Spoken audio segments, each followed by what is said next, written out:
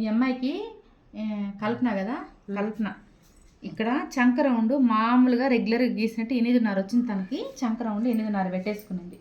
ఇప్పుడు దీంట్లో buff hand ఎలా మార్క్ చేసుకోవాలనేది చూపిస్తున్నాను. 8.5 వచ్చింది. ఇది ఇక్కడ కింద అయితే మర్చుకుంటాను లైనింగ్ క్లాత్గా, దాంట్లో చూపించుకుంటాను. ఇప్పుడు పైన వచ్చి 2.5 లేదా 3, ఇక్కడ టాంచి 2.5 లేదా 3 పెట్టుకున్నామంటే ఇక్కడికి వచ్చి ఈ మార్క్ అనేది మారదు. ఈ 8.5 ఇంచ్ అనేది మారదు అనమాట. ఇక్కడ టాంచి 2.5 3.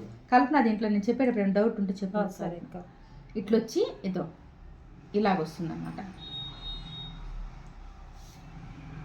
ఇది రెగ్యులర్గా వేసేది మన హ్యాండ్. ఇక్కడ ఇది మామూలు పడుగు దానికన్నా డౌన్ 3 ఇంచులు తీసుకుని గీసేది. ఇక్కడ పైన 2.5 3 తీసుకున్నాము. ఇది బఫ్ హ్యాండ్కి.